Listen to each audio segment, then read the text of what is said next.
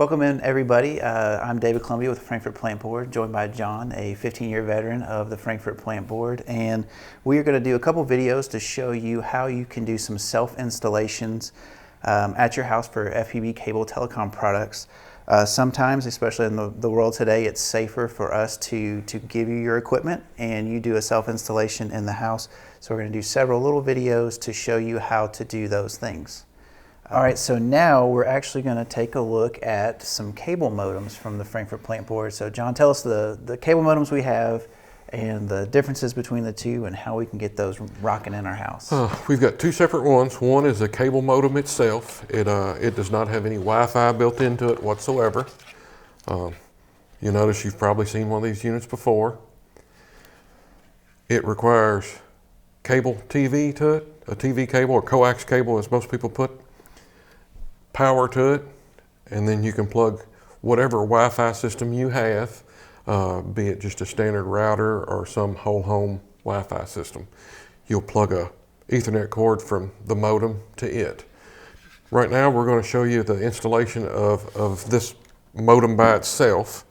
We'll also touch base. The installation is the same for the combo unit we have. What the combo unit is it is a modem and router made together. They're in the same box. It also hooks up to coax, plugs into electric. Then the router itself is built in and you can plug multiple devices into it. You can also get Wi-Fi out of this box. The initial setup, hookup for them is the same. You have to find your cable, get it connected to it. It's either coming out of the floor. A few things out here. Could you set that box over there, please? Your cable's coming out of the floor, or it's sticking out of the wall. Either way, we need to find the cable in, and what we'll do is you will see on both these devices that they have a cable hookup. We're going to connect the cable. Now when you connect the cable, make sure it's tight. It will make a difference on the function of this device.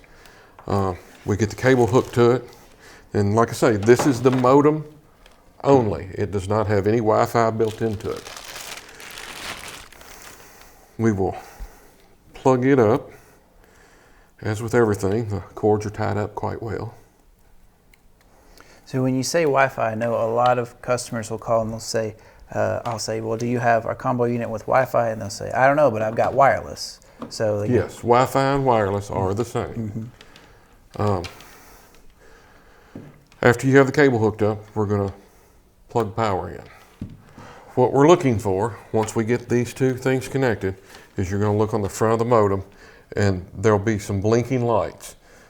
What that's doing is the modem is coming up, it's checking our system, it's communicating back and forth with our system to make sure that it can connect to it.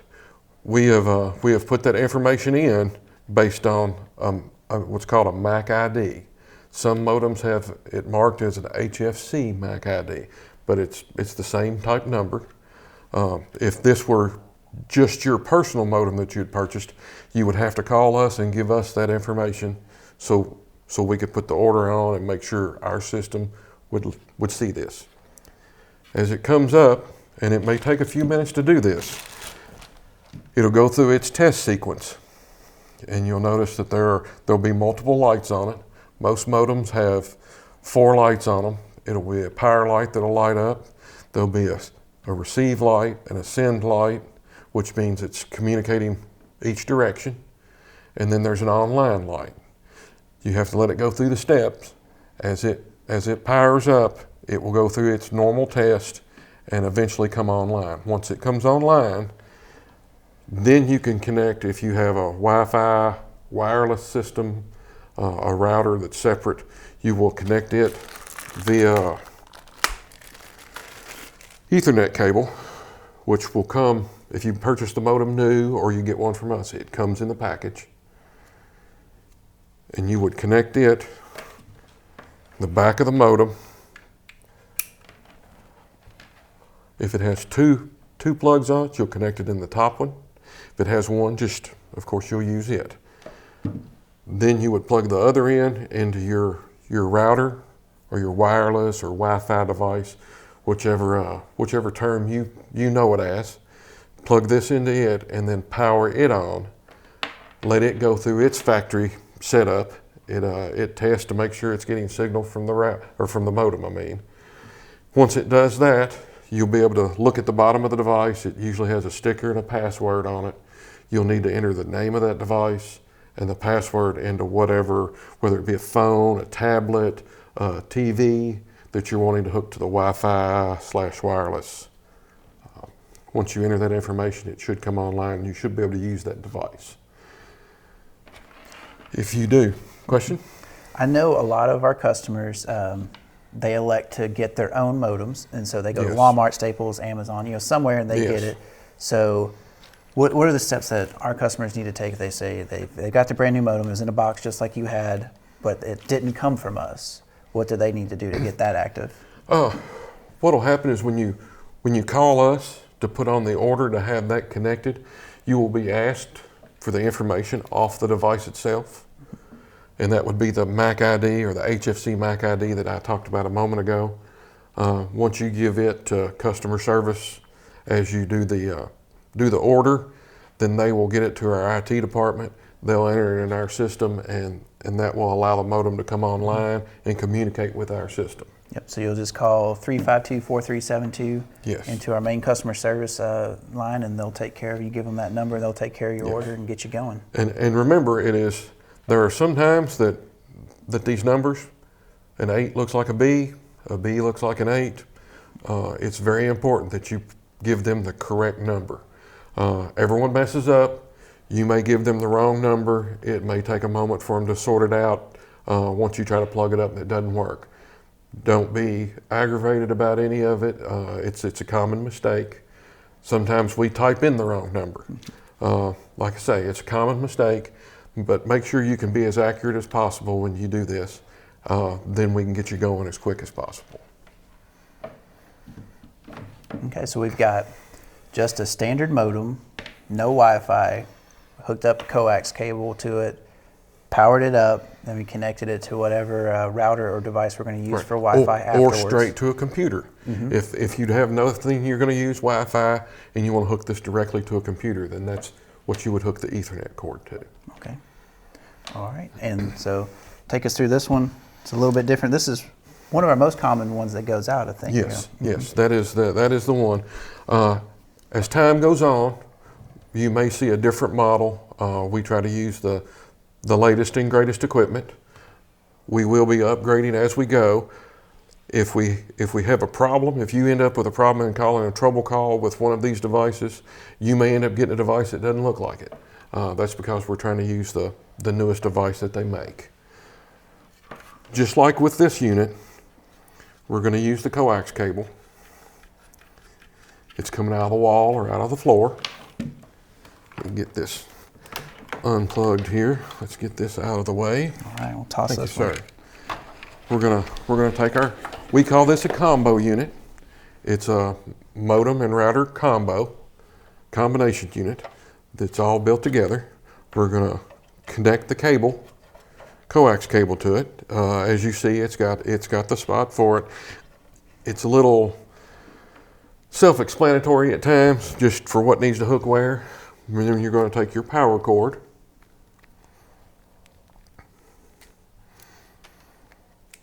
You're going to get it plugged into power. We're going to take it and plug it into the bottom of the device here. It also is pretty self-explanatory where it'll go. It fits one place and one place only. At that point, just as I said with the modem itself, you're going to allow this device to go out and it will try to contact our system.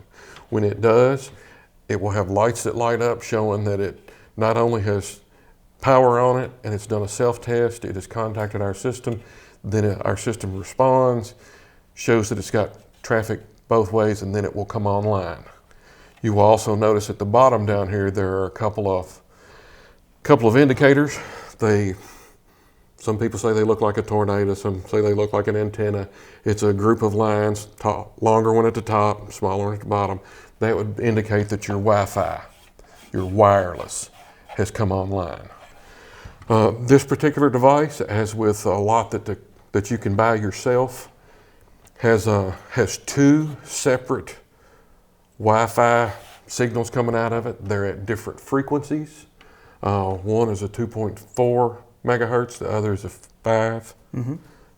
Sorry, that's gigahertz, isn't it? Sorry, gigahertz. See, even I mess up. One is 2.4, one is 5 gigahertz. The difference in the two is the 2.4 can travel a little further. Also, the 2.4 has a problem with it.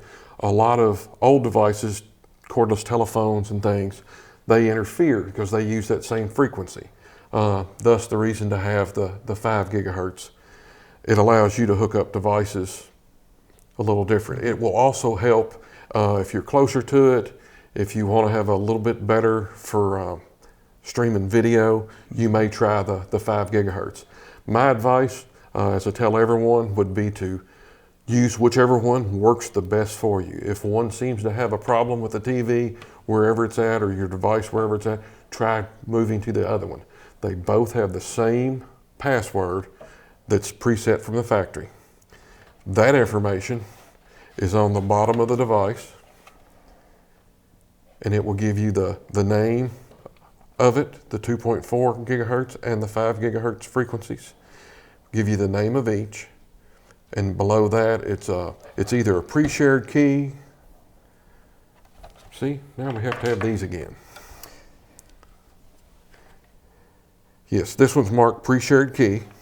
Some of it is a security key. Some of it just says password. They're all the same. If it does have a letter in it that is capitalized, make sure you capitalize that when you put that code in your phone, your tablet, or whatever it is you're using. Once you do that, you enter that code. That will allow you to get on the Wi-Fi or wireless. So if I'm looking at this and I see it says SSID, so that's my network name. Correct. So if I pull up my iPhone or my tablet or my TV and it's saying what network are you trying to connect to, that SSID is what you're looking for. Correct. Mm-hmm. And this one is ARRIS, ARRIS, and then has a number. This one particularly is 8233. They all have different numbers. All this is put in from the factory. The password, you are welcome to go in and change that if you would like. We usually advise people to leave it like it is. That's not a password someone's just going to guess. Right. It's a 12-digit number, randomly selected. It would be hard for someone to get into it. You can use this device. Also, just like with the other one, you can plug straight into the back of it. Say if you have a TV, this is sitting next to your TV. Instead of hooking it up wirelessly, if you have a PlayStation, a game system of any sort, DVD player that plugs to the internet, you can attach them with an Ethernet cable, and that gives them what we call hardwired, makes it hardwired. They are not using the bandwidth inside this device for the wireless, and that will give you a better connection for, say, if you're streaming video on your nice flat screen TV. I know I always try to tell customers that I talk to are people that are having trouble with their game systems. You've got a PlayStation 4, you've got an Xbox, plug it in. That Yes. takes a lot of headaches out Yes. and a lot of problems that if you're PC gaming, any of that, plug it in. Yes, definitely. It's some people will never see the difference because they're just not looking at it in the same way. There are people who are very serious about their gaming, and they can tell, they call it lag. Mm-hmm. They can tell that it's slow. So if you plug it straight in, that's the best connection you could put to it. All right, so we looked at a standard modem only, and then we looked at a combo unit, so it's got the modem and the wireless capabilities all built in, so that's what makes it a combo unit. So both of those units are available from rent monthly from the Frankfurt Plant Board. I think the modem itself is $3 and it's $5 for the combo unit. Yes, I believe so. So you can get those with us at 352-4372 or fpb.cc at our website. We'll put these videos on there too so you can go back and look at them. as always, we appreciate you being our customers. If you have any trouble with this self-installation, feel free to give us a call, and we'll help you walk through it and check some other steps that you might have missed. And good luck and enjoy using FPB Internet. Thank you.